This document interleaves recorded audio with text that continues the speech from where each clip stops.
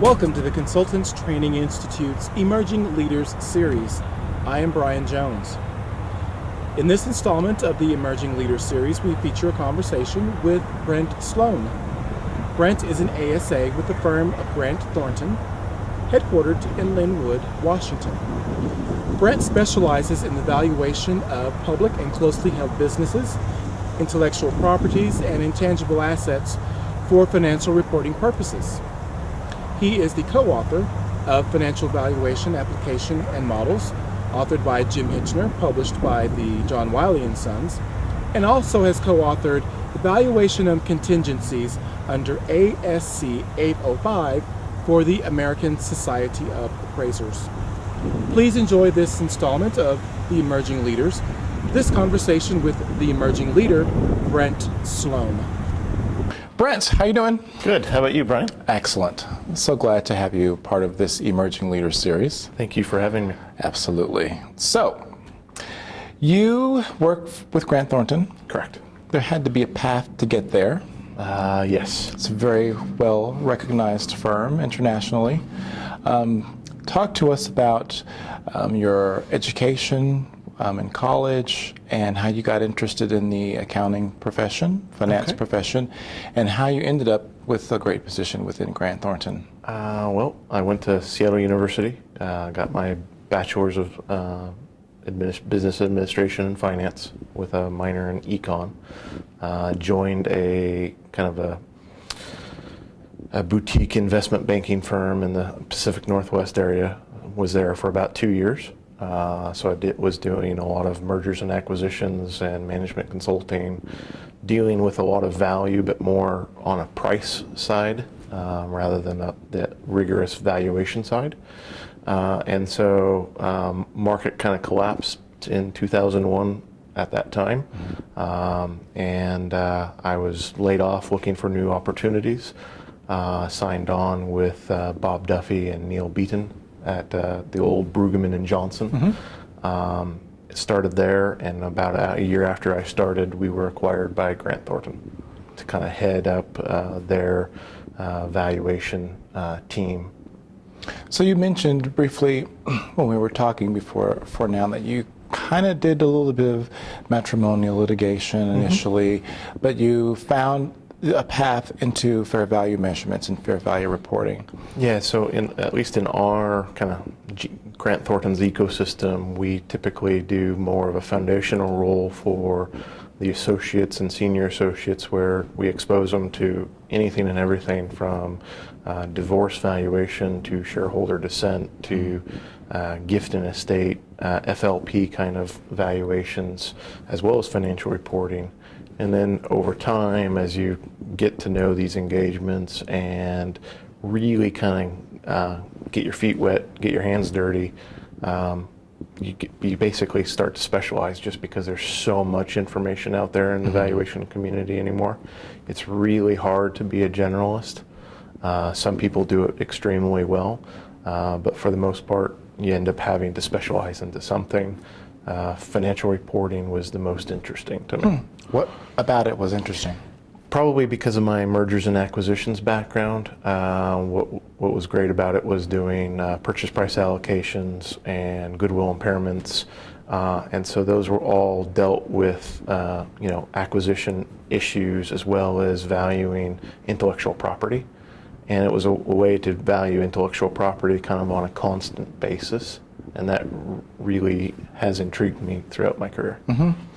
Well, financial reporting, there's been quite a number of significant things the profession, the industry, and economic factors have been that are in play right now. One of them being that the Financial Accounting Standards Board has reissued their codification systems, and the other, very much looming in the, I wouldn't even say background, it's a constant topic that's coming up, is the International Financial Reporting Standards. Agreed. Talk about those two things and what's going on in those areas.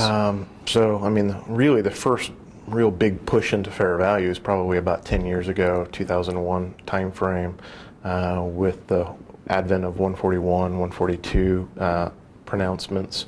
And that's just increased pretty much exponentially over the last 10 years, where they keep on making revisions, doing things like the share-based compensation rules, anything like the financial securities or financial liability codifications that they've now pronounced out. Everything is kind of on this overarching fair value standard with this marketplace participant guidance. And then you've got the fact that they've kind of all codified the old pronouncements which includes not only the pronouncements themselves, but all along the lines, those what they call the emerging issues, task force releases, which was some advanced topics in terms of making sure you consider some nuance when doing maybe a customer evaluation or goodwill impairment. And the IFRS. In terms of the IFRS, I mean, like you said, it's not necessarily looming, it's kind of just there. And sooner or later, we're going to have to be kind of experts in both the U.S. codification as well as the international side. I mean, the end result is hopefully, I think a lot of companies would like us to have one accounting standard worldwide. Whether or not the U.S. SEC and related regulators will allow that to happen, that's always up in the air. But assuming it does, IFRS will likely be kind of the one standard by which all things are governed. I'm sure the American FASB will have a lot of contributions to it just because of our capital markets and how sophisticated most people think of those capital markets. But I think a lot of it, all the control, if you will, of those pronouncements will go from FASB to IFRS. Why a lot of pushback? I mean, there seems to be, that's why it's been very slow moving. One of the reasons, but there seems to be a lot of pushback, resistance to having that global standards for accounting practices. I can't say definitively by any means, but I think my own personal view is a lot of it rests with control of the standards. If FASB gives up that control to the IVSC to do the IFRS pronouncements and the IASB, they're probably feeling is they're no longer going to have that exertion of control and power to push whatever the appropriate agenda is, and they'll be reliant on an international community that they may or may not have a full say. And so I think a lot of it is that whole idea. Hopefully, everybody can put their egos aside and just come to whatever the right decision is. So you're making a presentation at the conference in San Diego. What's your topic? So we're doing the fair value of liabilities. I'm presenting with Larry Levine from RSM McGladrey. So he's going to kind of cover the financial liability side. I'm going to cover the non-financial liability, mainly contingent consideration when doing acquisitions. So you talked about, very similar to what a lot of the leading practitioners have discussed in the valuation profession. It is really important to drill in as much as possible on a specialty area. And you focused on fair value measurements. For individuals looking to get into this profession, looking to get into fair value, what are some of the critical things that you could convey to them to really consider and be aware of if it's an area they want to practice? Definitely pursue accreditations, whether that be through NACVA, ASA, AICPA. All those organizations have really good accreditations, and cross-pollinate as much as you will. That's a place to start. Another thing is to be really current with the guidance that's out there, because at least in financial reporting, it changes daily, depending on the whims of FASB, the SEC, and also IFRS issues now, where in the fair market value world, gift and estate world, tax court, the change isn't so quick. So definitely, be aware, delve into those pronouncements, get really knowledgeable about what's there, because the issue with fair value reporting is, unlike most valuations, when you do an independent valuation, you're going to be likely asked to defend your opinion to the audit team of your client, and that audit team is going to have their own views on valuation, again, based on their interpretation of the pronouncements.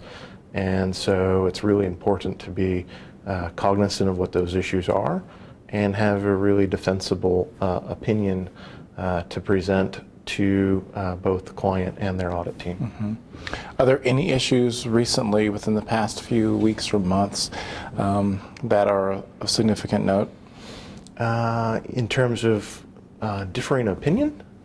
Is that what you're trying to get to? Or pronouncements or Probably the biggest one that I deal with personally is contingent consideration. Okay. There is a lot of discussion, not a lot of harmony yet, in terms of which discount rate you would apply to whatever methodology you select to do these kind of complex valuation assignments revolving around consideration that's not handed to you at time of acquisition, but might be handed to the seller once a milestone is met or some sort of performance target's met. And there's one view that says the discount rate should be low and therefore getting the balance sheet right at day one.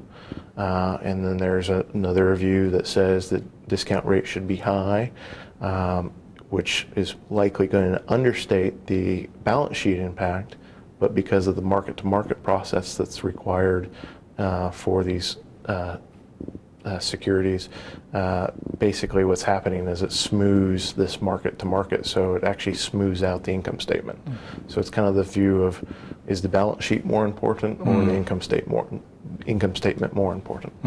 So no real clarity on that issue yet, but really important to consider both methods to that. Yes, very much so. And whatever basis someone decides to take, again, have a very defensible viewpoint of how they got to that process, why they considered this to be most reasonable, and also be, in general, just be open to criticism whereby someone may have better guidance than you. And so, sometimes your opinion has to kind of ebb and flow a little bit to change with whatever the new guidance is. So you are switching gears just a little bit. You are a contributor to the financial valuation book that is published by Wiley and co-authored and edited by Jim Hitchner. Correct. Congratulations on that. Thank That you. book just has come out, the third edition. Quite an honor to be able to contribute to that, I'm certain. What are some other things that you've done besides that in your contributions to this profession? I'm a regular speaker, again, whether it be NACVA, ASA, AICPA. One of probably the biggest contributions outside of maybe the textbook with Hitchner would be the ASA's BV 302 class, which is this kind of special topics in the valuation of intangible assets. Okay. One of those modules happens to be contingent consideration, and I co-authored that along with the primary developer, Ray Rath from PricewaterhouseCoopers. So teach a lot, present a lot. Present a lot, yes. Teach, I guess it's kind of that fine line of, is presenting teaching or is teaching presenting? Right. Well, and then to have to learn really the topic so well, it probably gives you an opportunity, again, to stay abreast of the issues and at least ahead of the trends so that you can help translate them to other valuations, analysts, and appraisers. Yeah, you have to stay on top of it because it's so ever evolving.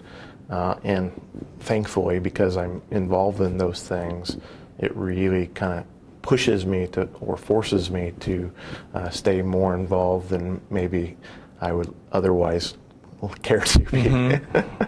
So what would be your advice to someone who's just starting in the profession? Say they just obtained a credential or just coming out of school with an MBA, looking to get into this field generally of valuing business enterprises or appraisal. And what would be some of the things you would encourage them to do?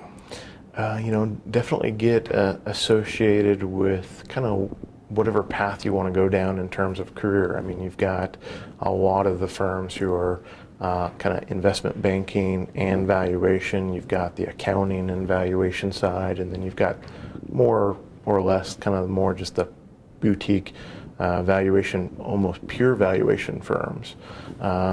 Get associated with one of those, depending on your interests. All of them present some great opportunities. The accounting side is good from the fact that you're probably going to get well into the financial reporting side of things because of the accounting and the valuation focuses. Same way with the mergers and acquisitions investment banking teams. They're doing it more from a due diligence side, so they're also well involved. Get involved with trying to teach others how to do valuation just in general, because I think the teaching element gives you a new perspective in terms of valuation. It's one thing to do it, it's a whole nother thing to teach others how to do it. Right. So you're not living still in Seattle, are you? I live outside of Seattle. I actually live in Linwood. Okay. It's only about 16 miles outside. That's a beautiful city. Yeah. Besides teaching and writing, and what do you like to do in your time? In my spare time, I'm an avid skier, snow skier. My wife and I just brought in our first child so February of 2010. Congratulations. So, thank you. So he is kind of a joy of our life right now, and Nice. just spending as much time as I can with him and my wife. What's his name? Braden. Braden. Skiing, where's your favorite place to ski? Utah? Utah, actually Alta in Utah is one of my absolute favorites. Schweitzer in Idaho is also another huge favorite. A place called Big White in Kelowna, British Columbia, another huge favorite. Well, Brent, thank you so much, and we appreciate you being with us and the contributions you're making and helping to move this profession forward. We hope that you enjoyed this installment of the Emerging Leaders series featuring Brent Sloan. The next emerging leader we will feature will be Seth Weber. And rather than just stopping at the facts, I think as business valuation professionals, we owe it to ourselves to dig into the facts and circumstances of those cases and understand, does that really make sense, or might it have been more of an error of explaining what the position was? We'll see you next time.